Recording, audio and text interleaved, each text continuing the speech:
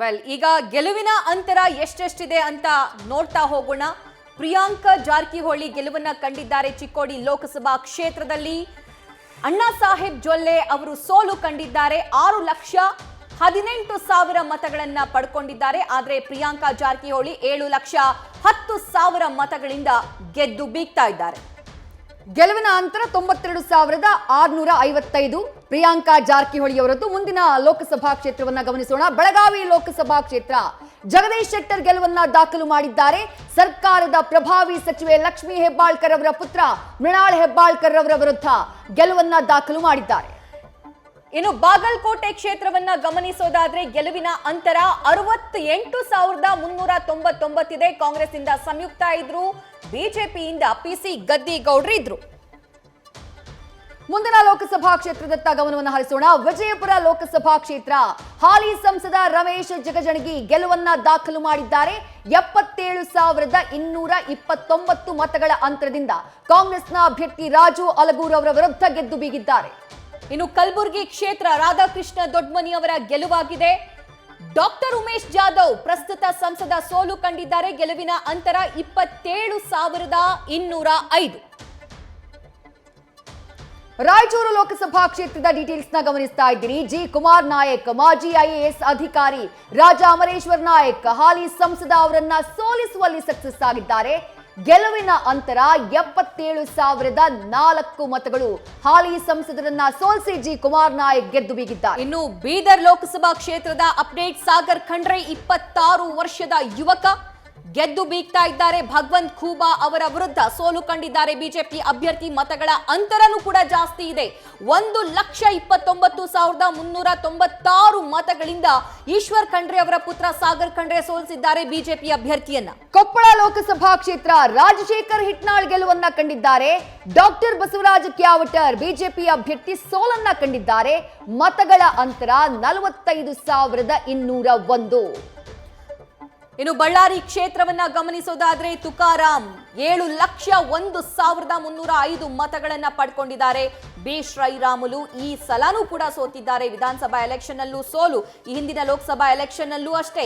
ಈಗ ಮತ್ತೆ ಲೋಕಸಭಾ ಎಲೆಕ್ಷನ್ ಅಲ್ಲೂ ಕೂಡ 87,390 ಮತಗಳ ಅಂತರದಿಂದ ಸೋಲೊಪ್ಪಿಕೊಳ್ಬೇಕಾಗಿರೋ ಅನಿವಾರ್ಯತೆ ಬಿ ಶ್ರೀರಾಮುಲು ಅವರದ್ದು. ಹಾವೇರಿ ಗದಗ ಲೋಕಸಭಾ ಕ್ಷೇತ್ರ. ಬಸವರಾಜ ಬೊಮ್ಮಾಯಿ ಅವರು ಗೆಲುವನ್ನ ದಾಖಲು ಮಾಡುವಲ್ಲಿ ಸಕ್ಸಸ್ ಆಗಿದ್ದಾರೆ. ಕಾಂಗ್ರೆಸ್ನ ಆನಂದಸ್ವಾಮಿ ಗಡ್ಡದೇವರಮಠ ವಿರುದ್ಧ 41,998 ಮತಗಳಿಂದ ಗೆಲುವನ್ನ ದಾಖಲಿಸಿದ್ದಾರೆ ಮಾಜಿ ಸಿಎಂ ಬಸವರಾಜ ಬೊಮ್ಮಾಯಿ. ಹಾವೇರಿ ಗದಗ ಲೋಕಸಭಾ ಕ್ಷೇತ್ರದ ಅಪ್ಡೇಟ್ ಅನ್ನ ಗಮನಿಸಿದ್ರಿ. ಸೊ ಇಲ್ಲಿ ನಾವು ಗಮನಿಸೋದಾದ್ರೆ ಆನಂದಸ್ವಾಮಿ ಗಡ್ಡದೇವರಮಠ ಆ ಕ್ಷೇತ್ರಕ್ಕೆ ಅಂದ್ರೆ ಸ್ಪೆಷಲಿ ಹಾವೇರಿ ಜಿಲ್ಲೆಯ ಭಾಗಗಳಿಗೆ ಹೊಸಬರಾಗಿದೆ. ಇನ್ನು ಧಾರವಾಡದ ಅಪ್ಡೇಟ್ಸ್ ಗಳನ್ನು ಕೂಡ ಗಮನಿಸ್ತಾ ಹೋಗೋಣ. ಕೇಂದ್ರ ಸಚಿವ ಪ್ರಹ್ಲಾದ್ ಜೋಶಿ ಅವರು ಈ ಬಾರಿ ಮತ್ತೊಮ್ಮೆ ಸಂಸದರಾಗಿ ಆಯ್ಕೆ ಆಗ್ತಿದ್ದಾರೆ. ಅದೇ ರೀತಿಯಾಗಿ ಅವರ ವಿರುದ್ಧ ವಿನೋದ್ ಅಸೋಟಿ ಅವರು ಸೋಲು ಕಂಡಿದ್ದಾರೆ. ಕಾಂಗ್ರೆಸ್ನಿಂದ 96,033 ಮತಗಳ ಅಂತರ. ಆದರೆ ಕಳೆದ ಬಾರಿಗೆ ಹೋಲಿಸಿದ್ರೆ ಈ ಬಾರಿ ಮತಗಳ ಅಂತರ ಕಮ್ಮಿಯಾಗಿದೆ.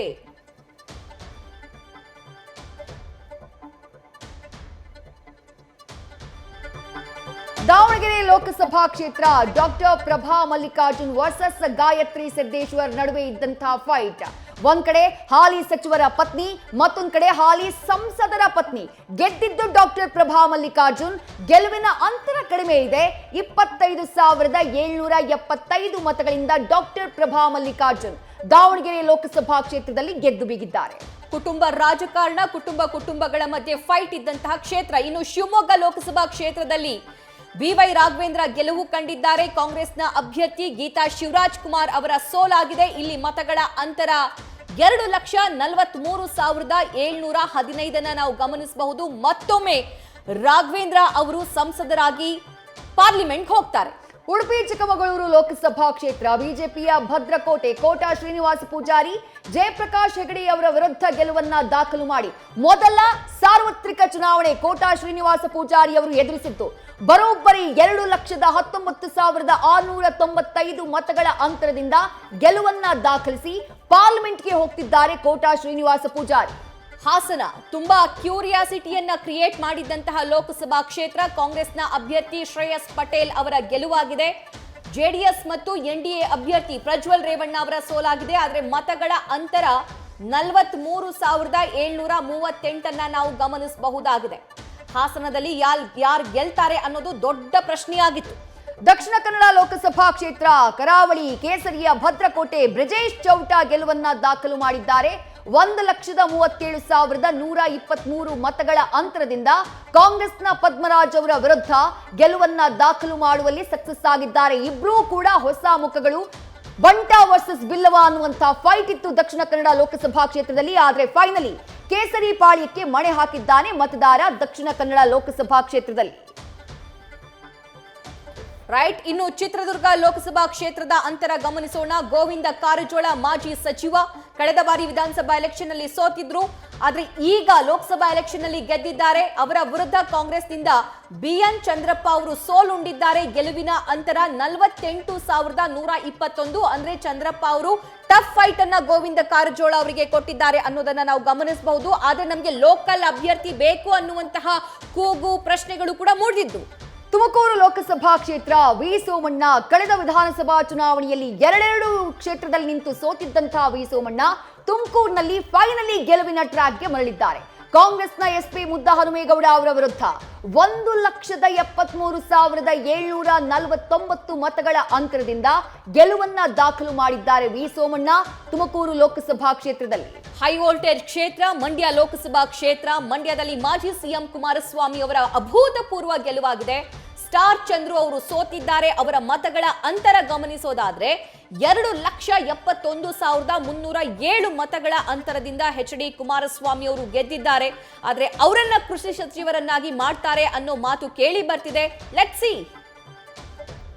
ಮೈಸೂರು ಕೊಡಗು ಲೋಕಸಭಾ ಕ್ಷೇತ್ರ ಯದುವೀರ್ ಒಡೆಯರ್ ಗೆಲುವಿನ ಮೂಲಕ ಪಾರ್ಲಿಮೆಂಟ್ಗೆ ಎಂಟ್ರಿ ಆಗಿದ್ದಾರೆ. ಯದುವೀರ್ ಒಡೆಯರ್ ಕಾಂಗ್ರೆಸ್ನ ಎಂ ಲಕ್ಷ್ಮಣ್ ಅವರ ವಿರುದ್ಧ ಗೆದ್ದು ಬೀಗಿದ್ದಾರೆ. ಇನ್ನು ಚಾಮರಾಜನಗರ ಲೋಕಸಭಾ ಕ್ಷೇತ್ರದಲ್ಲಿ ಕಳೆದ ಬಾರಿ ಕಾಂಗ್ರೆಸ್ ಸೋಲುಂಡಿತ್ತು. ಆದ್ರೆ ಈ ಬಾರಿ ಗೆದ್ದಿದೆ.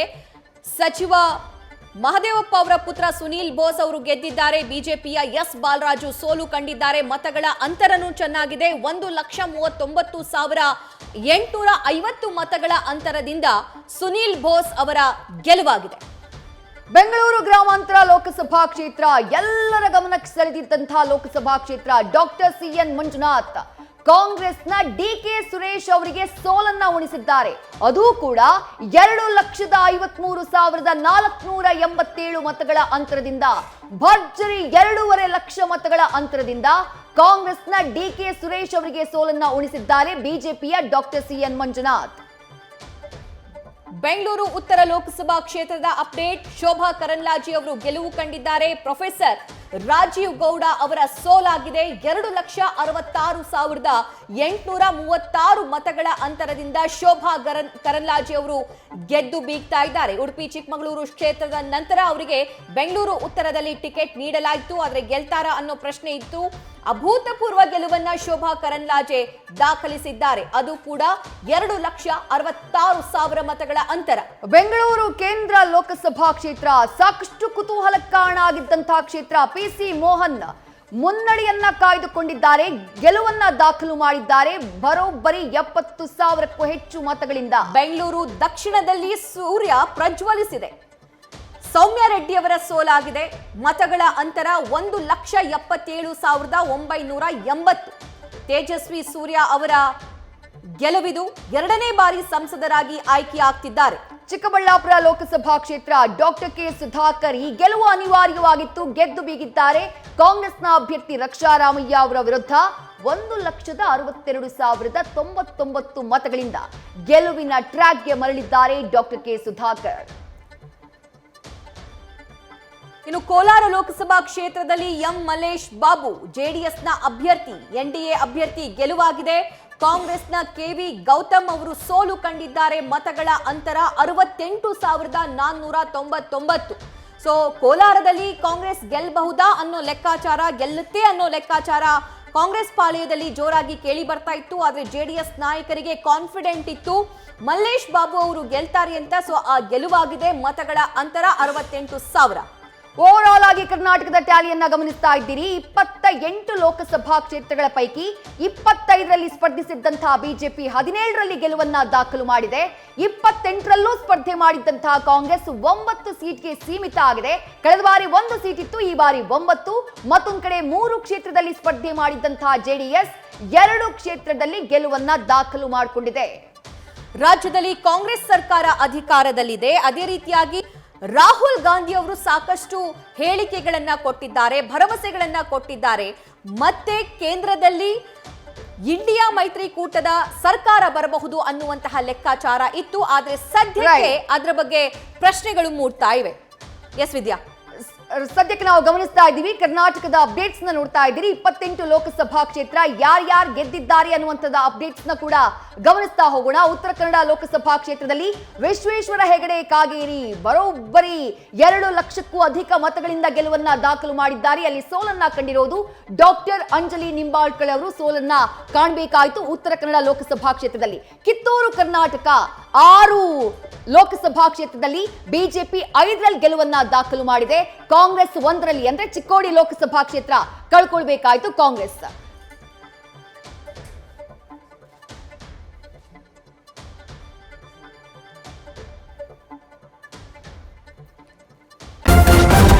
ನ್ಯೂಸ್ ಫಸ್ಟ್ ನಿರ್ಭೀತಿಯಿಂದ ನಿಮ್ಮ ಪರವಾಗಿ.